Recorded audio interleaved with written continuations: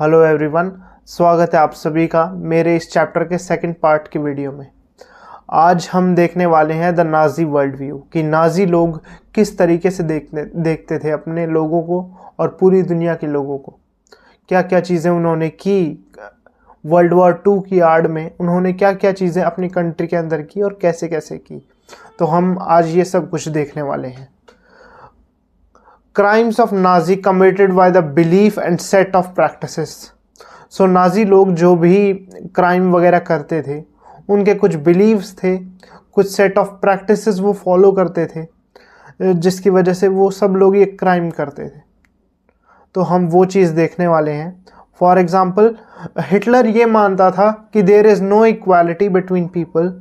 लोगों के बीच में कोई भी समान नहीं होता, सब लोग या तो कोई ऊपर होता है या कोई नीचे होता है। तो बेसिकली एक रेशियल हायरार्की थी।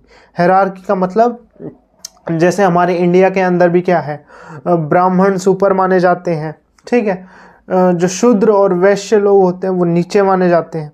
इसी तरीके से ये भी ये मानता था कि पूरी दुनिया के अंदर एक रेशियल हायरार्की है। तो ये मानता था कि जो नॉर्डिक जर्मन्स आर्यन होते हैं, फॉर एग्जांपल वो लोग जो वाइट स्किन वाले होते हैं, जिनके ब्लॉन्ड बाल होते हैं, नीली आंखें होती हैं, ये सब फेशियल फीचर्स होते हैं एक प्योर ब्लडेड जर्मन के।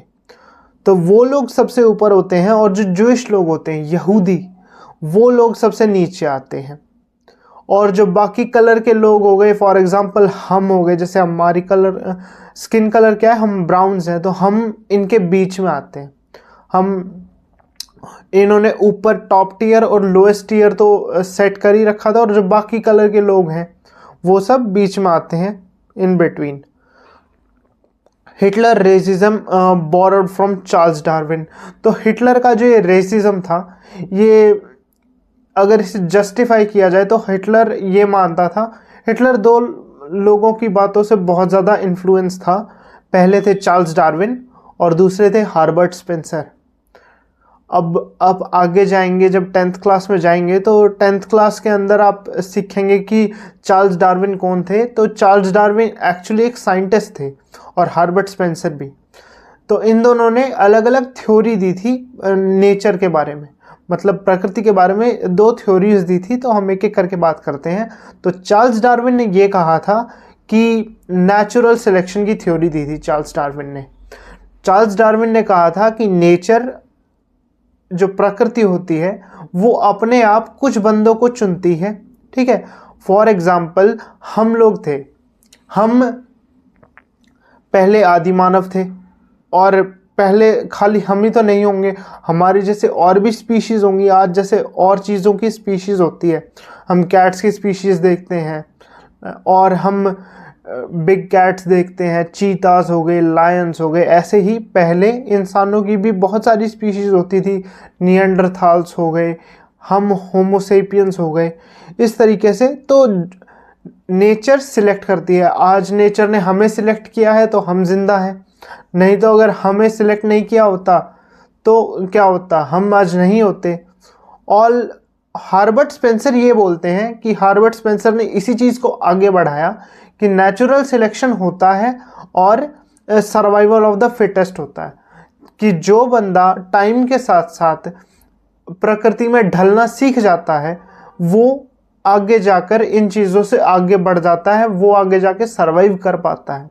तो ये दो थ्योरी दी थी। फॉर एग्जाम्पल, हम देखते हैं पहले के टाइम पर डायनासोर्स होते थे, पहले के टाइम पे आदि मानव लोग होते थे, ठीक है। तो ये कहा जाता है कि जो नेचुरल सिलेक्शन है वो कैसे वर्क करता है कि नेचर हर कुछ टाइम बाद कोई नेचुरल आपदा लेके आती है, कोई नेचुरल डिज़ास्टर लेके आती है, ताकि वो बैलेंस कर सके अपने आप को।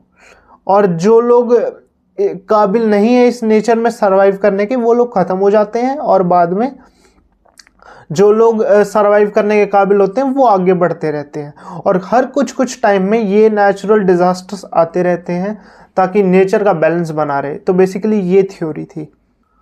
तो उसका जो ये रेशियल हायरार्की का आइडिया था वो इन दो लोगों से आया था, और वो ये चीज़ आर्ग्यू करता था, the strongest race would be to survive and the weak would perish, और strongest race is Aryan race. उसका ये मानना था कि स्ट्रॉन्गेस्ट रेस जीतती रहेगी और जो वीक रेस है वो धरती पे से ख़त्म होती रहेगी। और स्ट्रॉन्गेस्ट रेस में कौन आता है? आर्यन रेस या प्योर ब्लडेड जर्मन्स वो आते हैं स्ट्रॉन्गेस्ट रेस, और वो सबसे ज़्यादा फाइनेस्ट हैं और उन्हें अपनी प्योरिटी को मेंटेन करना चाहिए ताकि वो आगे जाके और स्ट्रॉन्ग बन सकें और पूरे वर्ल्ड को डोमिनेट कर सकें। उसने ये देखा कि मैं अपने लोगों के लिए यानी प्योर जर्मन्स हैं उनके लिए एक लिविंग स्पेस को बड़ा करूँगा। मेरी कंट्री अभी छोटी सी है, मैं इसका एरिया और बढ़ाऊंगा और आसपास के लोगों को कॉन्कर करूंगा और आसपास की कंट्रीज को कॉन्कर करूंगा ताकि मेरे लोगों के लिए स्पेस बढ़ता रहे। तो लिविंग स्पेस का इसने आइडिया निकाला और इंश्योर किया कि एरिया बहुत ज़्यादा हो इसकी मदर कंट्री का, और ensure the material resources and power of Germany nation. और ये इंश्योर किया कि मटेरियल रिसोर्स हमारे पास खूब हों, जर्मनी के पास एक पावरफुल एम्पायर हो पूरा का पूरा, जर्मनी के पास हर तरीके की सुविधा हो, चाहे वो कुछ भी हो, डेवलपमेंट से लेके एरिया वाइज उसके पास सबसे ज़्यादा हो, डेवलपमेंट उसकी सबसे ज़्यादा हो, सबसे अच्छा देश वो हो। बाकी सब हमें बाकी सबसे मतलब ही नहीं है, क्योंकि बाकी सब कैसे हैं? बाकी सब हमसे लोएस्ट आते हैं। Poland become the laboratory for इस एक्सपेरिमेंट, और आगे जाकर पोलैंड को भी इसने हथियार लिया था और पोलैंड के अंदर लेबोरेटरी बनाई गई। मतलब जितने भी एक्सपेरिमेंट होंगे, जितने भी इनलीगल काम होंगे, लोगों को मारना, वो सब कुछ काम पोलैंड के अंदर होंगे। वो एक तरीके से एक्सपेरिमेंटल साइट बनेगी हमारे लिए, ये कहना था हिटलर का। तो ये नाजी वर्ल्ड व्यू था, किस तरीके से हिटलर लोगों को देखता था, क्या उसका मानना था। ये नाजी आइडियोलॉजी थी, जो आइडियोलॉजी हिटलर के अंदर भरी हुई थी। होता क्या है मैं बताऊं तो, जो लोग गलत होते हैं, ठीक है, उनको पता होता है कि हम गलत हैं, उसे आप एक बार को ठीक भी कर सकते हैं। लेकिन अगर कोई गलत है और उसे ये लगे कि मैं सही काम कर रहा हूं, तो वो और ख़तरनाक हो जाता है। उसे आप कैसे ठीक करेंगे? आप सोच के बताइए। उसे कभी ठीक ही नहीं कर सकते, क्योंकि आप उसे लाख ये चीज़ बताएं कि ये चीज़ गलत है, ये चीज़ गलत है, लेकिन वो हमेशा क्या सोचेगा कि मैं तो ठीक कर रहा हूँ, मैं तो ठीक कर रहा हूँ। तो इस वजह से बंदा और ज़्यादा खतरनाक होता जाता है। अगर किसी को ये पता है मैंने गलत किया है और या मैं गलत करने लग रहा हूँ, उसे इस चीज़ की रियलाइजेशन हो जाती है, भले ही थोड़ी बहुत हो। लेकिन अगर कोई ऐसा बंदा हो जिसको किसी रियलाइज ही ना हो, उसे लग रहा है कि जो वो कर रहा है बिल्कुल अच्छा है। और ये क्या करता था, ये दो साइंटिस्ट थे, इनकी ही बात को तोड़ मरोड़ कर इसने अपने दिमाग में डाल लिया था कि ये जो लोएस्ट रेस है इसे मुझे ख़त्म करना है और सिर्फ स्ट्रॉन्गेस्ट रेस ही रहेगी, तो मैं अपनी स्ट्रॉन्गेस्ट रेस को ही रखूँगा। इसीलिए लोगों को मारता था। देखा जाए तो बेसर पैर की बात है, क्योंकि हर कोई इक्वल होता है। किसी ने, भगवान ने सबको बनाया है, ठीक है, और ये नहीं है कि किसी को हायर बनाया, किसी को लोअर बनाया है, वो हमने डिसाइड किया है। ये इंसान के दिमाग की उपज होती है, उनका एक सिस्टम होता है कि हम ऊपर हैं, हम नीचे हैं, जो हम आज भी देखते हैं। हर कोई किसी को ऊपर नीचे धकेलने की कोशिश करता रहता है। अब हम देखते हैं establishment of a racial state. Racial state यानी किस तरीके से रेसेस को अलग किया गया और क्या क्या फितूर लोगों के दिमागों में भरा गया इस चीज़ को लेकर। सबसे पहले ये कहा गया कि जर्मन्स छोड़कर जो बाकी लोग हैं वो एलिमिनेट होने चाहिए, वो अनडिजायरेबल है। उसका ये मानना था कि जो प्योर और हेल्दी नॉर्डिक आर्यंस हैं वही सबसे ज़्यादा डिजायरेबल हैं, और जो बाकी लोग हैं, चाहे वो पॉलिश हों, चाहे वो रशियन हों, चाहे वो जूइश हों या कोई भी, वो सब अनडिजायरेबल है। इसके लिए हिटलर ने एक यूथनेशिया प्रोग्राम स्टार्ट किया। अब यूथनेशिया प्रोग्राम के अंदर क्या है, जो भी लोग मेंटली इल हैं, फिजिकली डिसेबल हैं, भले ही वो जर्मन है, उन्हें भी मारा जाएगा। इन सब चीज़ों में सबसे ज़्यादा कौन पिस रहे थे? सबसे ज़्यादा पिस रहे थे जूइश लोग, जिनकी कोई गलती ही नहीं थी, लेकिन फिर भी क्यों? क्योंकि उन्हें बिल्कुल सबसे नीचा मान लिया गया था। जूइश के साथ साथ जो जिप्सीज लोग होते हैं, जो काले होते हैं, उनके साथ भी यही चीज़ की गई और ये कहा गया कि जो प्योर है वो सुपीरियर है। और सुपीरियर कौन है इसकी नज़र में? आर्यन रेस सुपीरियर है। चाहे वो रशियन हो, चाहे वो पोलैंड का पॉलिश बंदा हो, कुछ भी हो, वो सब कैसे हैं? अनडिजायरेबल। उनको स्लेवरी करी जाती थी, उनको गुलाम बना के रखा जाता था, घंटों घंटों पूरे दिन काम कराया जाता था। और कई लोग तो सिर्फ और सिर्फ इसीलिए मर गए कि उन्हें अच्छी तरह खाने को भी नहीं मिला। जितना एक बेसिक सर्वाइवल होता है उतना भी नहीं मिला, तो कई लोग तो भूख से मर गए। कई लोग इसीलिए मर गए क्योंकि उन्हें इतना ज़्यादा काम कराया गया कि उनकी बॉडी गिव अप कर गई। अब जूइश लोग जो हैं वो इस चीज़ को लेकर सबसे ज़्यादा गलत हो रहे थे। क्यों? क्योंकि जूइश को ये कह दिया गया था कि जो भी जीसस क्राइस्ट के किलर थे, यानी जो यीशु मसीह के किलर थे, वो सारे कौन थे? जूइश लोग थे। और उनके खिलाफ बहुत सारी चीज़ें बोली गई। सबसे पहले उनको हटा दिया गया, वो कोई भी लैंड नहीं रख सकते। अगर उनकी खुद की लैंड है उसे छीन लिया गया। जितना भी जूइश लोग सरवाइव कर पा रहे थे वो सिर्फ इसीलिए कर पा रहे थे क्योंकि वो चीज़ें बेचते थे, इधर उधर ट्रेड वगैरह करते थे थोड़ा बहुत, इसीलिए वो सरवाइव कर पा रहे थे। जूइश के खिलाफ ऑर्गेनाइज क्राइम होने चालू हुए। लोग खुलेआम क्राइम करते थे, कोई कुछ कहता नहीं था। एक्सपोजर फ्रॉम द लैंड, उन्हें अपनी ही ज़मीन से निकाल दिया गया और उनके खिलाफ सूडो साइंटिफिक रेस थ्योरी बनाई गई। सूडो साइंटिफिक रेस थ्योरी क्या है? झूठी साइंस को मिलाकर ऐसी झूठी चीज़ें बताई गई, ऐसी झूठी थ्योरी बताई गई इस रेस के बारे में, और ये कहा गया कि इनका टोटल एलिमिनेशन ज़रूरी है। टोटल एलिमिनेशन यानी पूरे तरीके से ख़त्म कर देना। तो इस चीज़ के लिए सबसे पहले 1933 से लेके 1938 में नाजीज ने सबसे पहले क्या किया? उन्हें सेग्रीगेट किया। जो बाकी लोग हैं उनसे पहले जूइश लोगों को हटाया, उन्हें सेग्रीगेट किया और उन्हें कंट्री छोड़ के जाने के लिए फोर्स किया। और कंट्री अगर वो नहीं छोड़ के जाते थे या फिर अगर छोड़ के भी जाते थे या उनका कोई पीछे रह गया तो उसको क्या करते थे? कंसंट्रेशन कैंप्स में डाल देते थे। और पोलैंड के अंदर इन्होंने गैस चेम्बर्स बनाए थे। मैं एक बार बताता हूँ जैसे होता क्या है। मैं एक बार ड्रॉ करके दिखाऊंगा तो शायद इजीली समझ आए। यहाँ दिखा देता हूँ। फॉर एग्जाम्पल ये पूरा पोलैंड है। अब पोलैंड को इन्होंने क्या किया था? 2 हिस्सों में बांट दिया था। एक तरफ तो क्या होगा, एक तरफ गैस चैम्बर्स हैं यहाँ पर और यहाँ पे सारे के सारे लोग हैं, ठीक है। जो पोलैंड के खुद के लोग थे उनको पहले यहाँ डाला गया और इनकी जगह पर गैस चैम्बर्स बनाए गए और फिर एक एक करके सबको यहाँ लेके आया जाने लगा। इस तरीके से 2 हिस्सों में बांटकर उनके साथ ये सब चीज़ें की जाती थी।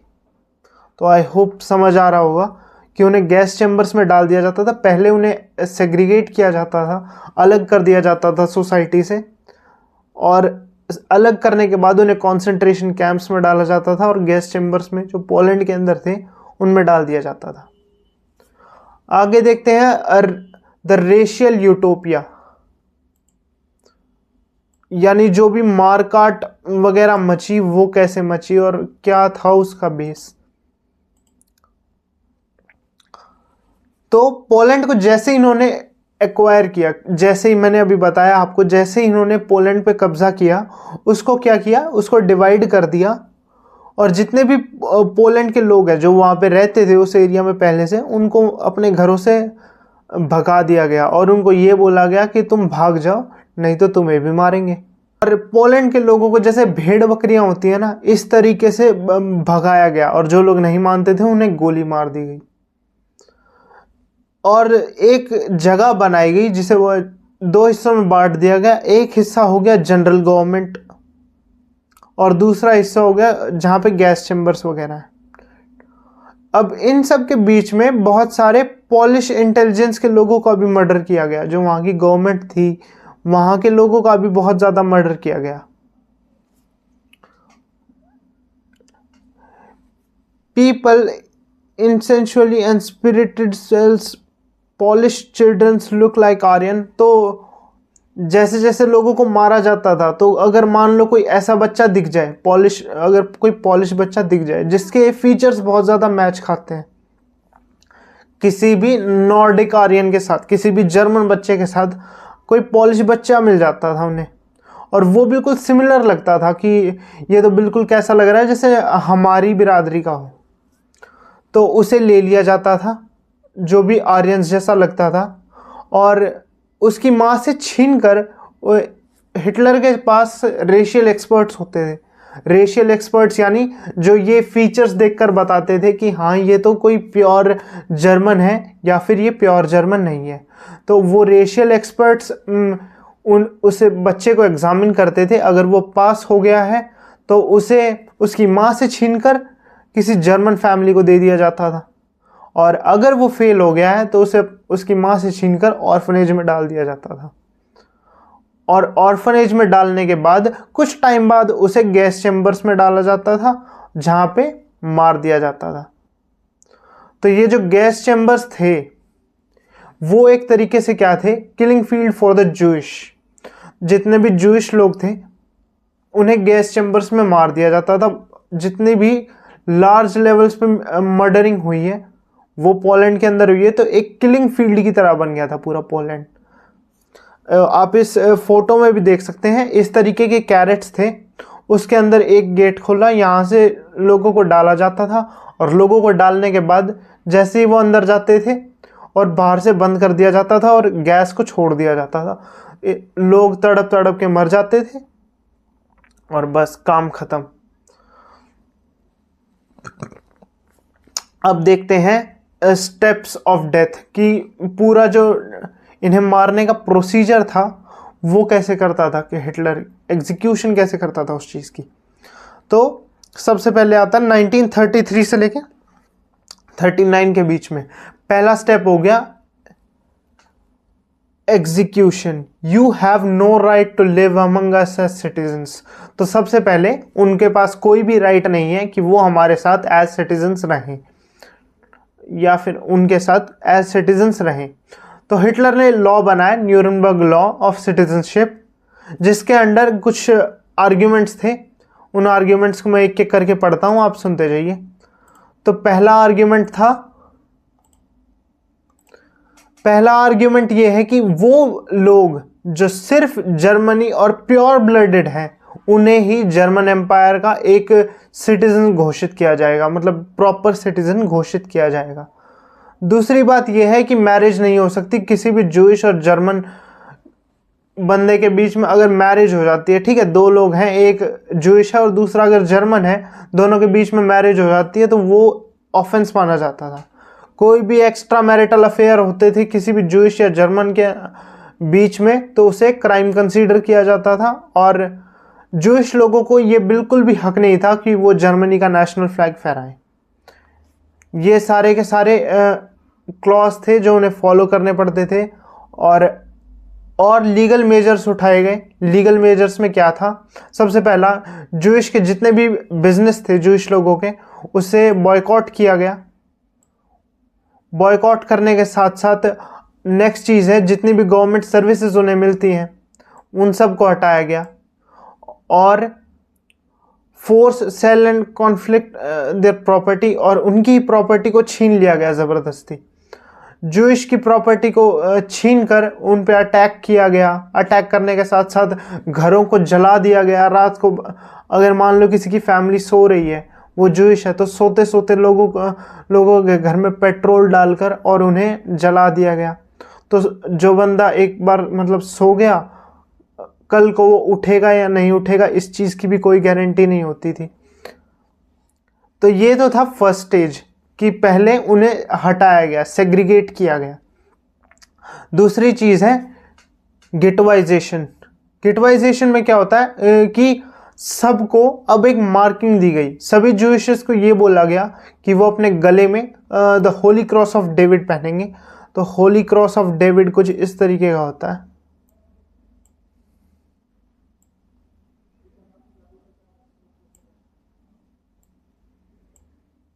इस तरीके का वो स्टार होता है, 2 ट्रायंगल्स है ना, अपसाइड डाउन ड्रॉ कर लेते हैं, तो येलो कलर का स्टार अपने गले में वो पहने रखेंगे। ये चीज़ बोली गई ताकि वो इजीली आइडेंटिफाई कर सकें कौन जूइश है कौन नहीं। उसके बाद एक्सट्रीम मेजर्स फॉर पॉवर्टी, और उन्हें क्या किया गया, एक जगह पर डाल दिया गया, एक पर्टिकुलर एक एरिया में डाल दिया गया। उस एरिया में फॉर एग्जांपल ये पूरा का पूरा स्टेट है, इस तरीके से यहाँ से सारे जूइश को निकालकर एक एरिया में डाला गया। यहाँ पे जूइश लोग यहाँ पर हैं, और ये एरिया इतना ज़्यादा ख़राब था कि यहाँ पे ना तो वाटर सप्लाई अच्छी आती थी, ना वहाँ पे प्रॉपर खाना पहुँच पाता था, तो बहुत लोग बीमारी से ही मर जाते थे। ये सब चीज़ें की गई। घीटोज़ बनाए गए। घीटोज़ मतलब ऐसे ही साइड में एक प्रॉपर जगह दे दी गई जहाँ पे बहुत दूर था वो मेन सिटी से, तो उनको बिल्कुल ही अलग कर दिया गया। कुछ लोग हंगर से मर गए, कुछ लोग डिसीज़ लगने की वजह से मर गए। क्यों? क्योंकि वहाँ पे आसपास सफाई भी नहीं होती थी, पुअर हाइजीन था। और तीसरी चीज़ है एनहाइलेशन, यानी you have no right to live, तुम्हें जीने का ही हक नहीं है। एनहाइलेशन मतलब मार देना। जूइश हाउसेस के अंदर से ही लोगों को है ना खींच लिया जाता था और उनको डेथ फैक्ट्रीज के अंदर डालने लग गए थे। सबसे पहले सोसाइटी से निकाला, फिर उसके बाद एक जगह पे डाला।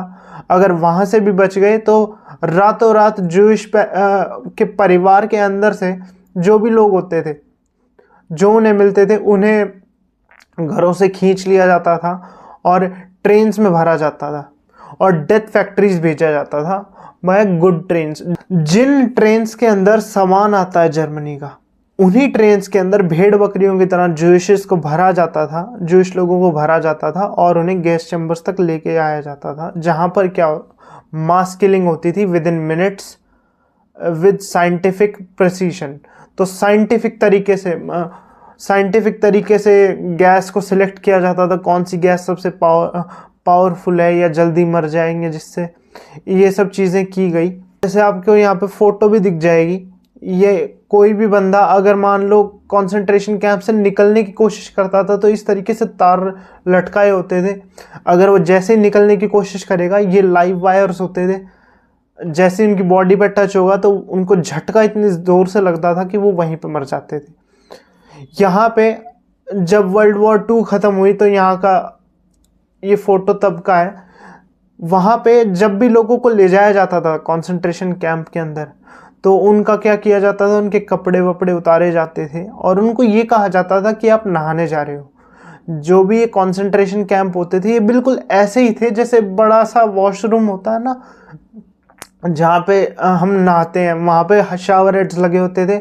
इनको ये कहा जाता था कि आप नहा लीजिए और आपको एक साथ नहाना है। और इनको जैसे ही अंदर लेके जाया जाता था तो जैसे ही सब अंदर पहुंच गए, बाहर से बंद कर दिया जाता था और ये फेक शावर हेड से पानी की जगह जहरीली गैस निकाली जाती थी, जिसकी वजह से वो घुट घुट कर मर जाते थे। तो इस तरीके से किलिंग सेंटर्स के अंदर मारा जाता था। एक जगह पे सारे के सारे कपड़े इकट्ठा होते थे। ये आपको यहाँ पे मिल जाएंगे जूते, इतने सारे जूते रखे जाते थे। कंसंट्रेशन कैंप का रास्ता दिखा रखा है, फोटोज वगैरह। Youth in Nazi Germany.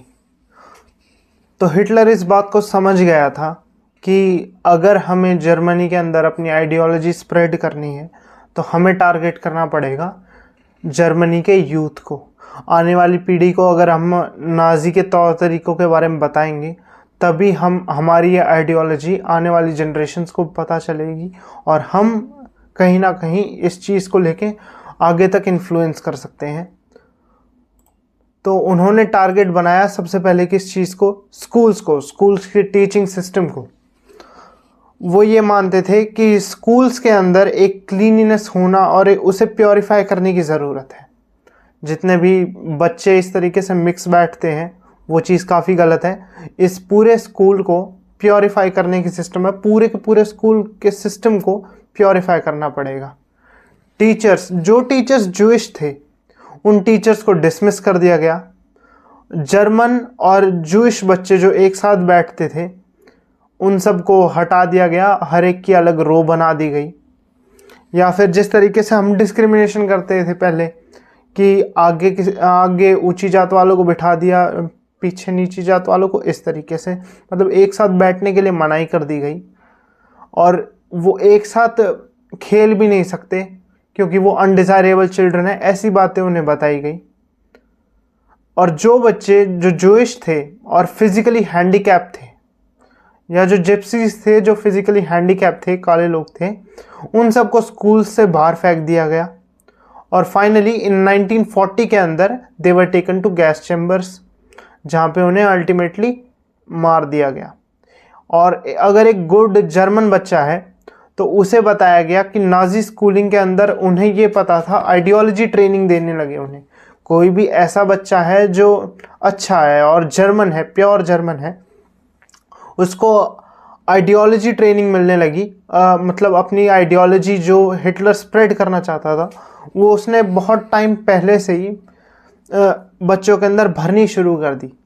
Racial science को इंट्रोड्यूस किया गया, मतलब ऐसी साइंस जहाँ पे आपको रेसिस के बारे में सिखाया जाएगा, ऐसा सब्जेक्ट इंट्रोड्यूस किया गया जहाँ पे जूइश लोगों के खिलाफ बहुत ही गलत चीज़ें सिखाई जाने लगी। स्टीरियोटाइप्स अबाउट जूइश, ये सब चीज़ें भरी गई और टॉट कि वो लॉयल रहें। उन्हें ये बताया गया कि आप अपनी कंट्री के तरफ लॉयल रहें और सबमिसिव रहें, माने जो हिटलर कहता है उसे माने, अपनी ना चलाएं। जूइश के खिलाफ हेट भरी गई और ये कहा गया कि जूइश के खिलाफ हेट है और हिटलर को वर्शिप किया जाए, ये सब बोला गया। स्पोर्ट्स जो भी हैं वो भी इस तरीके के डाले गए कि वायलेंस ज़्यादा से ज़्यादा दिखे उसके अंदर, एग्रेसिवनेस आए बच्चों के अंदर, जहाँ क्योंकि अगर देखा जाए तो ऐसा होना नहीं चाहिए, लेकिन उसने ऐसी पॉलिसीज़ बनाई। और हिटलर बॉक्सिंग को बहुत ज़्यादा इनकरेज करता था क्योंकि बॉक्सिंग क्या है ना, वो ये मानता था कि बॉक्सिंग से आयरन हार्टेड बनते हैं बच्चे, एक लोहे का दिल आता है उनके अंदर, उनके इमोशंस ख़त्म हो जाएंगे, वो स्ट्रांग बनेंगे, मैस्कुलिन बनेंगे, तो ये सब चीज़ें मानता था। और एक सिस्टम बनाया गया, उस सिस्टम के बारे में अब अगले पैराग्राफ में देखते हैं। जब भी कोई 10 साल का हो जाता था कोई बच्चा तो उसे एक जंग वॉक नाम के ऑर्गेनाइजेशन के अंदर डाल दिया जाता था जहाँ पे उसे नाजी आइडियोलॉजी सिखाई जाती थी। बहुत ही यंग एज से ये सारी चीज़ें भरनी चालू हो गई थी। अगर वो बच्चा फिर आगे जाके 14 साल का हो जाता है, 14 साल में वो क्या करेगा, नाजी यूथ ऑर्गेनाइजेशन ज्वाइन करेगा, जिसे हिटलर यूथ भी बोला जाता है। आगे जाके 14 साल के होने के बाद वो हिटलर यूथ ज्वाइन करेगा, जहाँ पे उसे ग्लोरीफाई किया जाता है कि आपको एग्रेसिव होना है तो आप कितने अच्छे लोग होंगे, आपको वायलेंट होना है और डेमोक्रेसी की कोई ज़रूरत नहीं है आपको, जूइश से नफ़रत करो, उनको जितना चाहे उतना टॉर्चर करो, नीचा दिखाओ। और जिप्सीज लोग हैं, मतलब जितने भी ऐसे लोग हैं जो अनडिज़ायरेबल हैं, उनसे नफ़रत करो क्योंकि वो अनडिज़ायरेबल हैं, वो अच्छे नहीं हैं। ये सब चीज़ें सिखाई जाने लगी आफ्टर ट्रेनिंग। और एक बार ट्रेनिंग होने के बाद फिर उन्हें लेबर सर्विसेज में डाल दिया जाता था, जहाँ वो आगे जाके 18 साल के होने पर उन्हें फोर्सेस में डाला जाता था। तो इस तरीके से मतलब आपको फोर्स में तो एक बार जाना ही है, आर्मी में सर्व करना है, ये सब चीज़ें होती थी। सबसे फेमस ऑर्गेनाइजेशन अगर देखी जाए सबके अंदर, तो सबसे फेमस ऑर्गेनाइजेशन होगी हिटलर यूथ, जो कब बनी थी 1922 के अंदर। पहले इसका नाम था the youth league of the Nazi, बाद में इसका नाम चेंज करके द हिटलर यूथ डाल दिया गया। आगे देखते हैं। तो ये सारी चीज़ें नाजी आइडियोलॉजी के बारे में पता चल गया कि वो किस तरीके से स्प्रेड करता था। अब हम आगे देखते हैं the Nazi cult for motherhood. तो मदरहुड को भी किस तरीके से इन्फ्लुएंस किया गया नाजीज के द्वारा, वो चीज़ें हम देखते हैं। तो चिल्ड्रन वर टोल्ड कि मदर और उनके जो फादर हैं, बेसिकली मैन और वुमेन के बीच में कोई सिमिलैरिटी नहीं है, दोनों बहुत डिफरेंट हैं।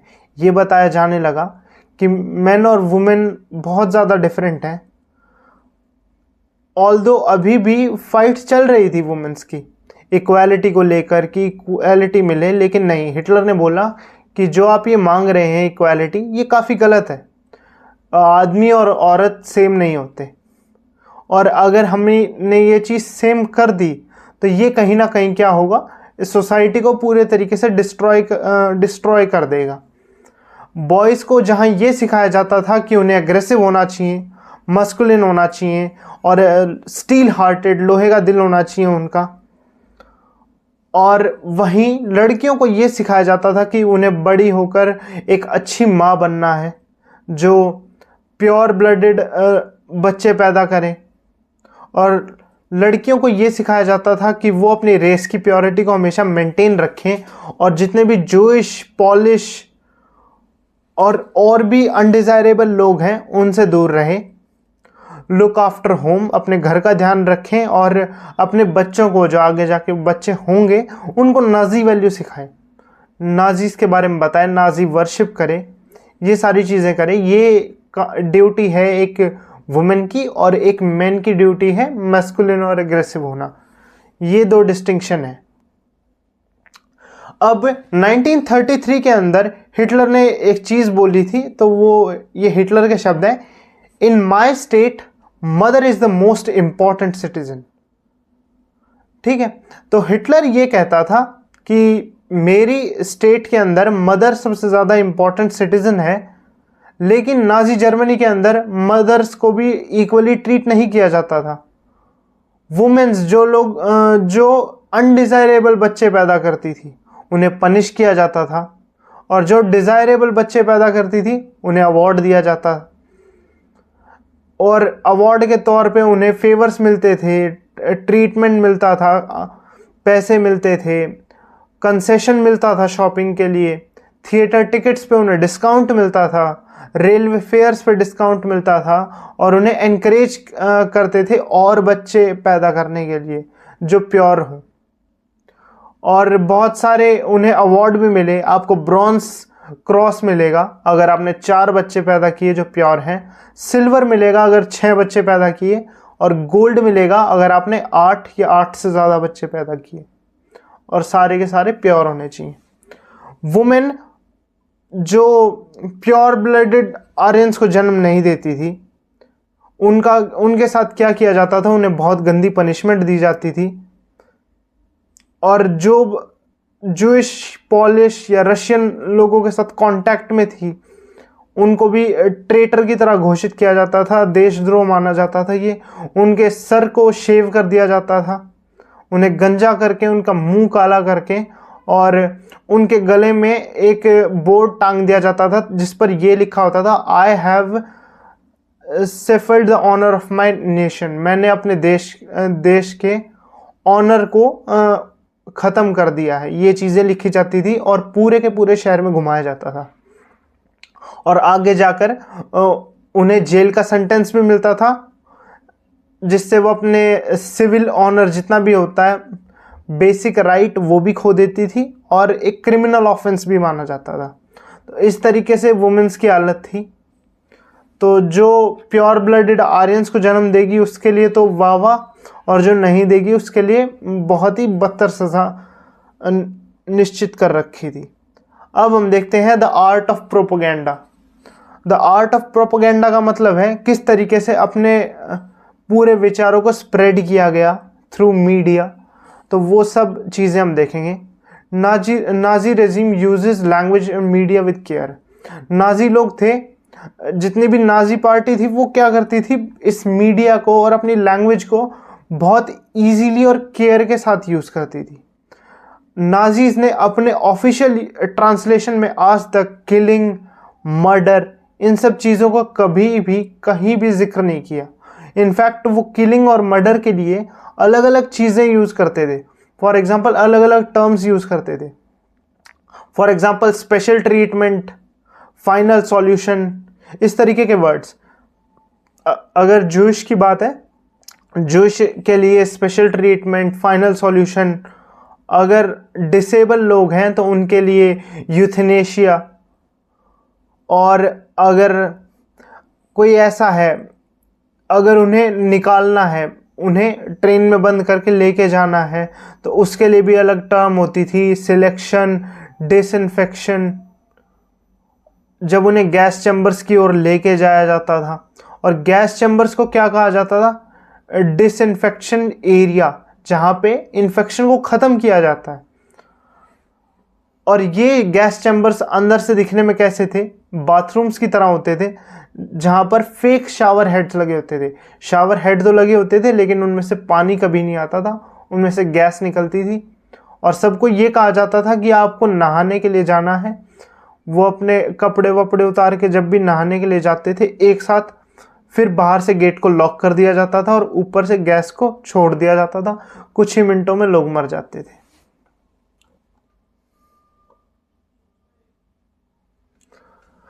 नाजी आइडियाज को स्प्रेड करने के लिए बहुत सारी चीजें निकाली गई, बहुत सारी इमेजेस यूज की गई, फिल्म्स यूज की गई, रेडियो स्टेशंस यूज किए गए, पोस्टर्स यूज किए गए, और बहुत सारे स्लोगन्स, लीफलेट्स बांटे गए, ताकि ये जो आइडिया है ये हर जगह पॉपुलर हो जाए और एक एनिमी की तरह देखा जाने लगा जो बाकी रेसेस को।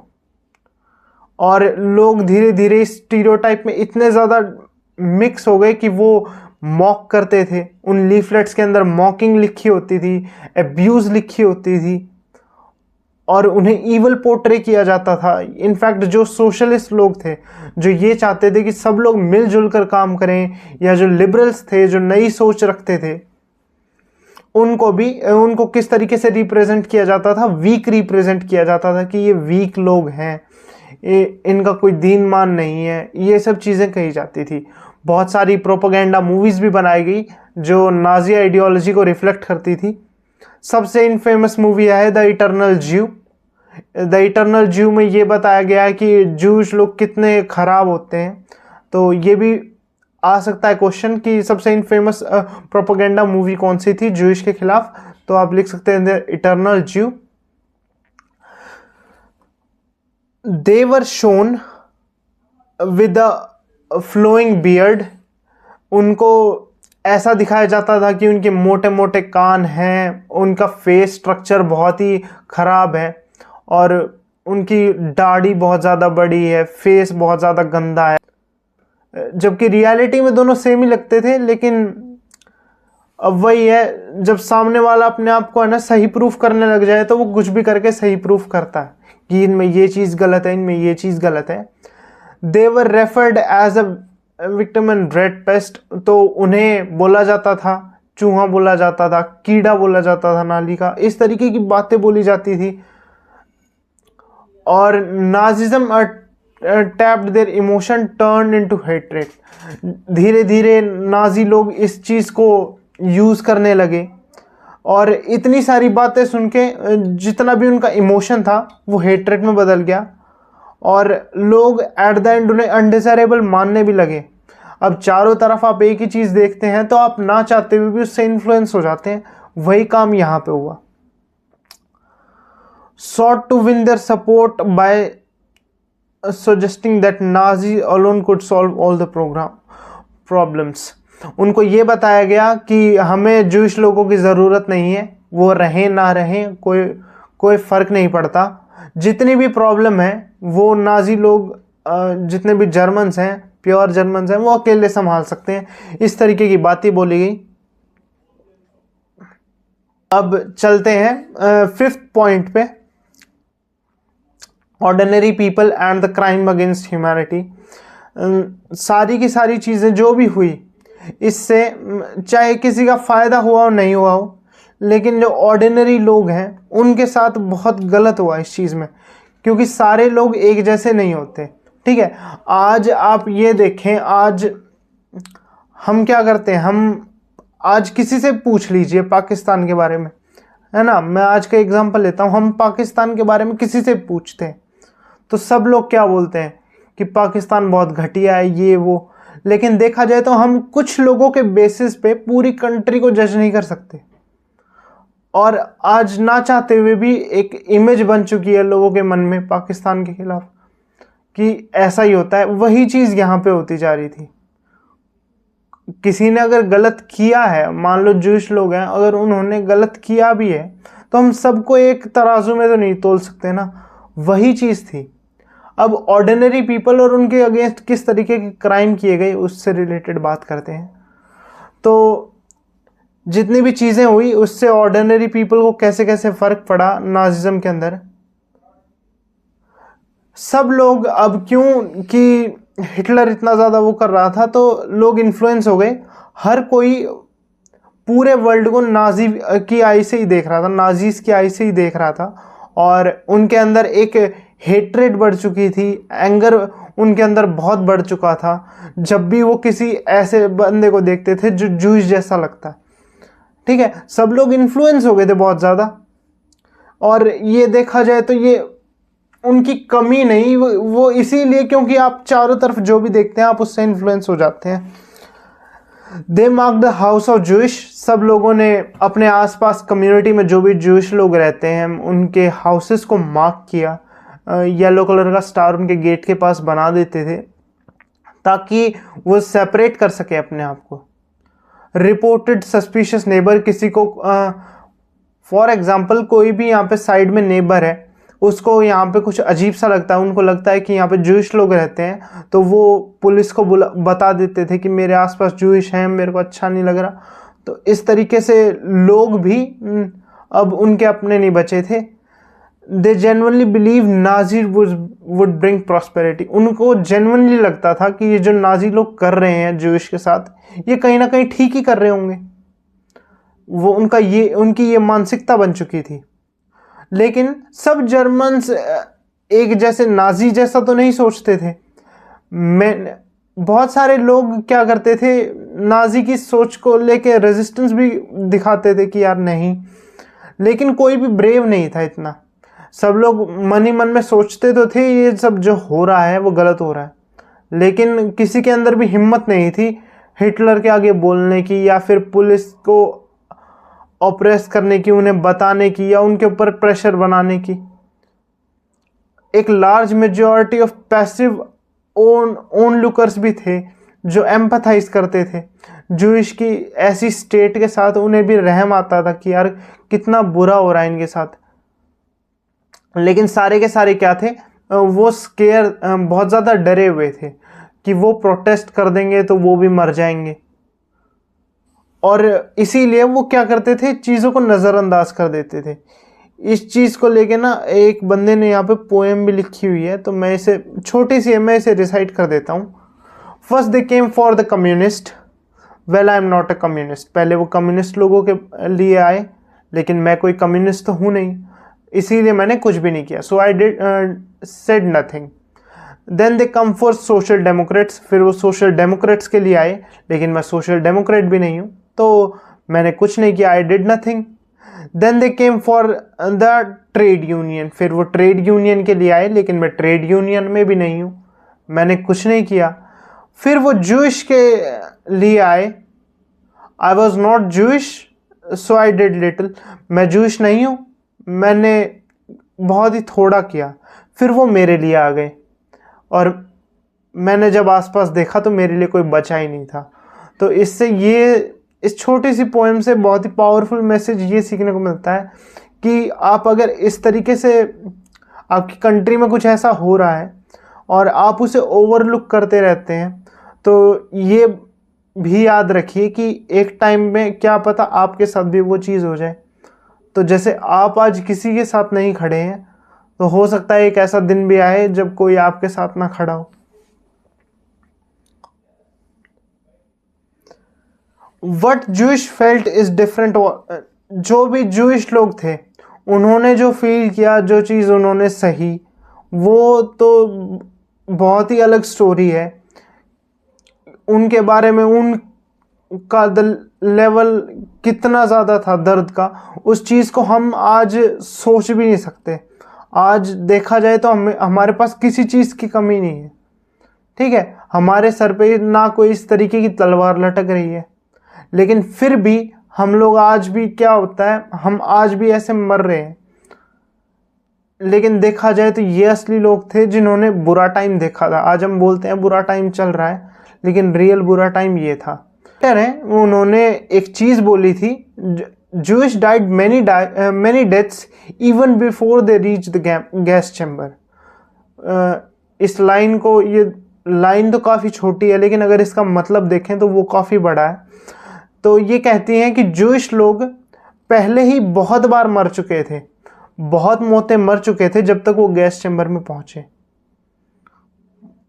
अगर आप इसे थोड़ा सा सोच के देखेंगे तो ये चीज़ काफ़ी डीप चली जाती है कि जूइश लोग गैस चैम्बर पहुंचने से पहले बहुत बार मारे जा चुके थे।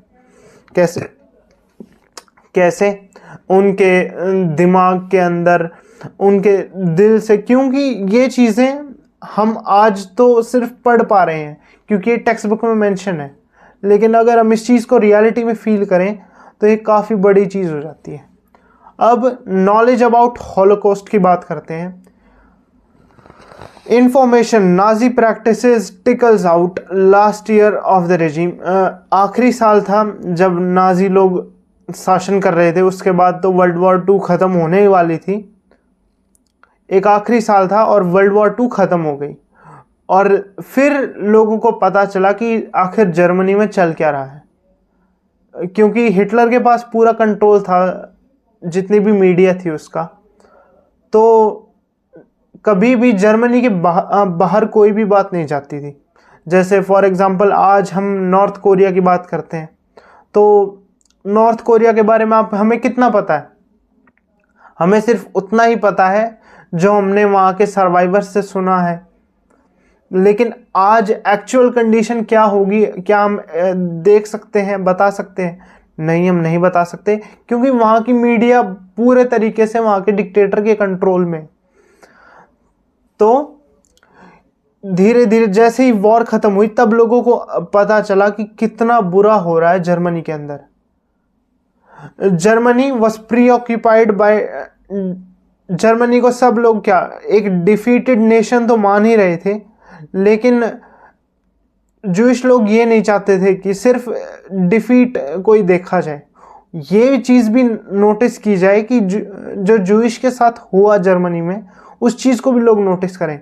Jewish wanted the world to remember the atrocities and suffering they had endured during the Nazi killing operation.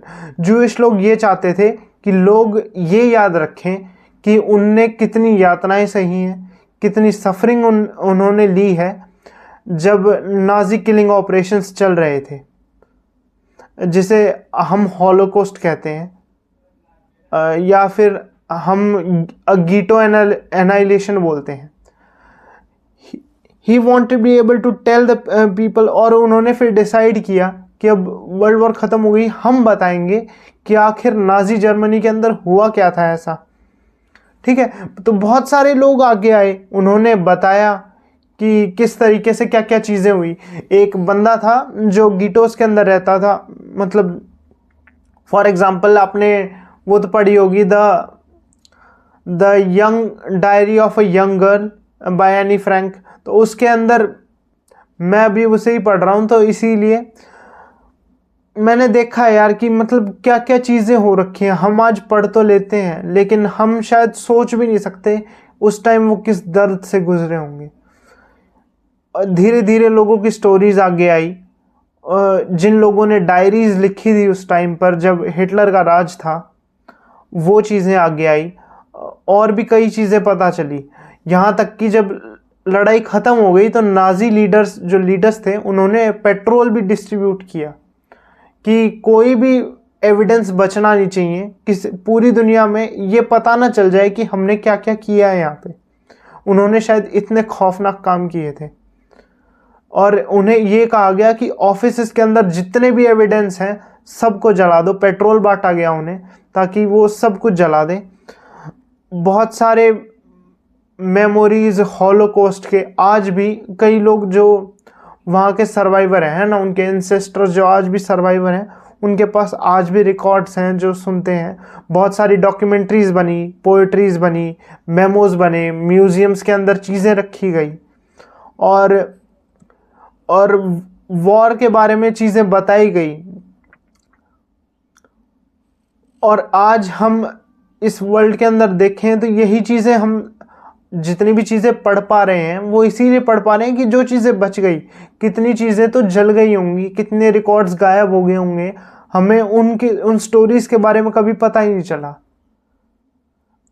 तो मैं यही कहना चाहूँगा कि अगर आप मतलब थोड़े भी इस चीज़ को लेके एम्पैथाइज करते हैं तो हम सिर्फ एक ही ट्रिब्यूट दे सकते हैं इन्हें, tribute to those who resided in Embrace, remembers to those who collaborated and wandering। तो अब मैं यही कहना चाहूँगा, अगर आप उन्हें एक ट्रिब्यूट देना चाहते हैं तो ट्रिब्यूट के तौर पे सिर्फ याद रखें उन्हें। वो कुछ नहीं चाहते थे, वो हमेशा यही चाहते थे कि उन्हें लोग याद रखें, उन्हें भूले ना। ये एक सरकारी आंकड़ा बन के ना रह जाए कि इतने लोग मरे थे, इतने लोग मरे थे। हम क्या है ना, हम इंफॉर्मेशन को याद रखते हैं फिर कुछ टाइम बाद भूल जाते हैं। और ये चीज़ ना सुनने में अब काफ़ी एम्बैरेसिंग लगती है कि लोग, ऐसी चीज़ें भी चल रही थी, कई लोग चुप भी रहे। ये वार्निंग है उन सब के लिए कि जो लोग चुप रहते हैं, कि आज अगर तुम चुप हो कल को तुम्हारे घर में भी आग लग सकती है। तो इस पूरे चैप्टर के अंदर यही चीज़ आपको देखने को मिलती है। तो ये आपका फाइनल था। प्लस मैं अभी वो भी पढ़ रहा हूँ, the diary of a young girl, Anne Frank. मेरे हिसाब से वो परफेक्ट डॉक्यूमेंट है, क्योंकि वो एक 13-14 साल की बच्ची के थ्रू लिखी गई डायरी है, जिसमें एक प्रॉपर चीज़ लिखी हुई है कि उस टाइम पे होता क्या था, किस तरीके से पेरेंट्स को लेके चले जाते थे। बच्चे हैं ना स्कूल से वापस आ रहे हैं, उन्हें अपने माँ बाप नहीं दिखते थे, या फिर माँ बाप घर पे हैं, बच्चों को स्कूल से ही उठा के कंसंट्रेशन कैंप में डाल दिया जाता था, माँ बाप बस राह देखते रहते थे और बच्चे उनके मर जाते थे। तो अगर आप चाहें कि the diary of a young girl वगैरह, मतलब इस चीज़ के बारे में भी देखना या पढ़ना, तो अगर आप चाहें तो मैं उसके लिए भी वीडियो बना सकता हूँ, तो आप मुझे वो बता देना। बाकी यार चैप्टर तो इतना ही था। इस चैप्टर से हमें बहुत सारी चीज़ें सीखने को मिलती हैं। ओह हाँ, यहाँ पे एक लेटर दे रखा है जो महात्मा गांधी ने लिखा था हिटलर को। अगर आप ये पढ़ना चाहें तो पढ़ के देख सकते हैं। बाकी यार यही चैप्टर था। इस चैप्टर को अगर आपको रिवाइज करना है तो आप तीन पार्ट में डिवाइड करके इसे देख सकते हैं। सबसे पहला है वीमार रिपब्लिक, और वर्ल्ड वॉर 1 के बाद क्या हुआ, फिर राइज ऑफ हिटलर, और वर्ल्ड वॉर 2 तक। फिर आप देख सकते हैं ये नाजी वर्ल्ड व्यू। तो 3 पार्ट्स में अगर इसे एग्ज़ाम के लिए रिवाइज कर रहे हैं तो 3 पार्ट में रिवाइज कर सकते हैं। बाकी यार सिर्फ इतना ही चैप्टर था। मैं मिलता हूँ आपसे नेक्स्ट वीडियो में, और सपोर्ट के लिए प्लीज़ लाइक शेयर सब्सक्राइब। बाकी और कुछ नहीं, मिलता हूँ मैं आपसे नेक्स्ट वीडियो में। बाय।